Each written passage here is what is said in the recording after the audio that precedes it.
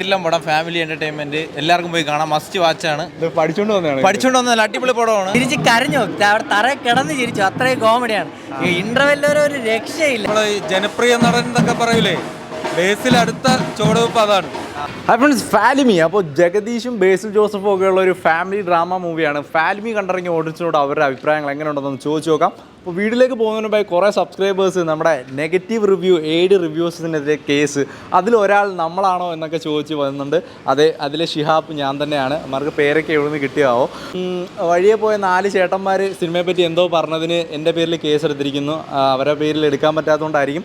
അപ്പോൾ കോമഡി എന്തെന്ന് വെച്ചാൽ, ഈ സിനിമയുടെ പ്രൊഡ്യൂസേഴ്സായ അജിത് വിനായക ഫിലിംസ്, അവരുടെ ഇൻസ്റ്റാഗ്രാം കയറി നോക്കിയാൽ അറിയാം, അവരുടെ മുമ്പത്തെ 2 സിനിമകൾ മദനോത്സവം അതുപോലെ തന്നെ സാറ്റർഡേ നൈറ്റ്, ഇതിലേക്ക് പോസിറ്റീവ് റെസ്പോൺസ് നമ്മുടെ വീഡിയോ തന്നെയാണ് യൂസ് ചെയ്തിട്ടുള്ളത്.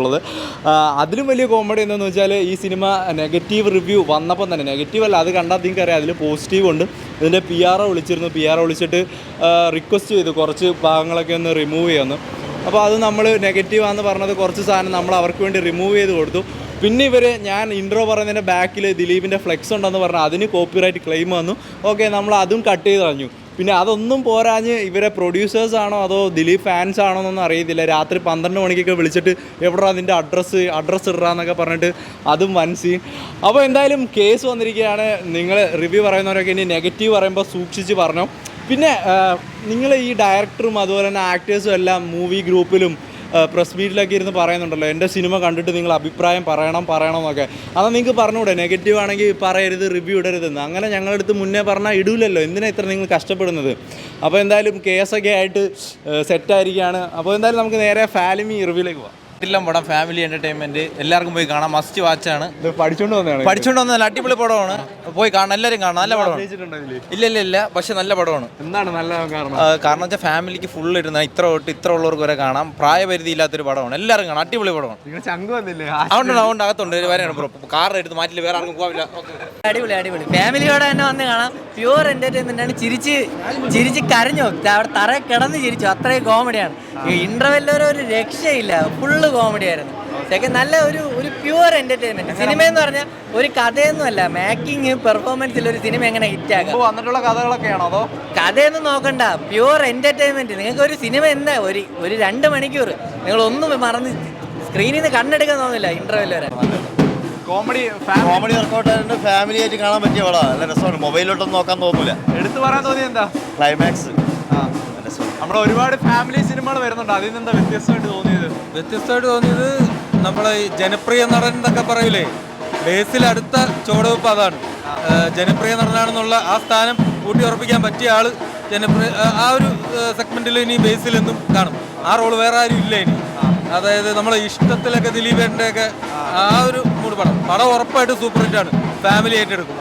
കോമഡി ഉണ്ട്, ഇമോഷൻസ് ഉണ്ട്, ഭയങ്കര നമ്മൾ മനസ്സ് അറിഞ്ഞിറങ്ങാം. ഫീൽ ഗുഡ് പടമാണ്. ഫാലിമി എങ്ങനെയുണ്ടായി പടം?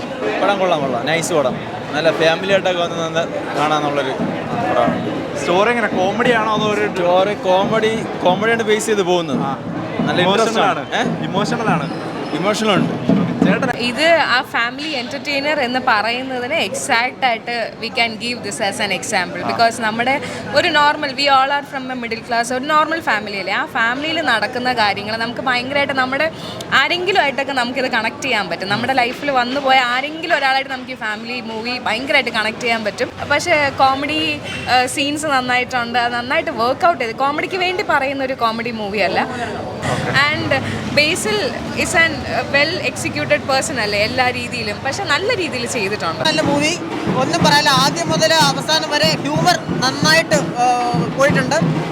ഈ അടുത്തുള്ള മൂവീസിൽ പലതിലും നമുക്ക് ഹ്യൂമറൊക്കെ പലതും അടിച്ച് കുത്തി വയ്ക്കുന്ന പോലെ തന്നെ ഇത് അങ്ങനെയല്ല. ഓൺ ദ ഫ്ലോ നമ്മൾ മനസ്സറിഞ്ഞ് ചിരിക്കുന്ന മൂവീസൊക്കെ ഒരുപാട് നാളായി കണ്ടിട്ട്. ഇപ്പോൾ നമ്മൾ ത്രില്ലറും അങ്ങനെയൊക്കെയാണല്ലോ ഒരുപാട് ജോണർ വരുന്നത്. അപ്പോൾ അതനുസരിച്ച് ഇതൊരു വലിയ മാറ്റമാണ്.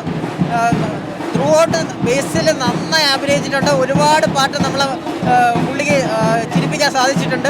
അതുപോലെ ജഗദീഷ് ചേട്ടൻ്റെ ആക്ടിങ് പ്രത്യേകിച്ച് പറഞ്ഞേ പറ്റുള്ളൂ. ഫ്രണ്ട്സ്, ഇപ്പോൾ ഫാലിമി ഫസ്റ്റ് ഷോ കഴിഞ്ഞപ്പോൾ കിട്ടുന്ന റെസ്പോൺസ് ഒക്കെയാണ് കിട്ടിയിട്ടുള്ളത്. നല്ലൊരു ഫാമിലി എൻ്റർടൈനർ എന്നുള്ള രീതിയിലാണ് എല്ലാവരും പറഞ്ഞിട്ടുള്ളത്. അപ്പോൾ നിങ്ങൾക്ക് ഈ ഒരു സിനിമ എങ്ങനെ ഉണ്ടായിരുന്നു എന്ന് കമൻറ്റ് ചെയ്യാൻ മറക്കണ്ട. വീഡിയോ ഇപ്പോൾ തന്നെ ലൈക്ക് ചെയ്തോ. അതുപോലെ തന്നെ ഇന്നിറങ്ങിയ വേറെ സിനിമകളുടെ റിവ്യൂ പുറകെ വരുന്നതായിരിക്കും.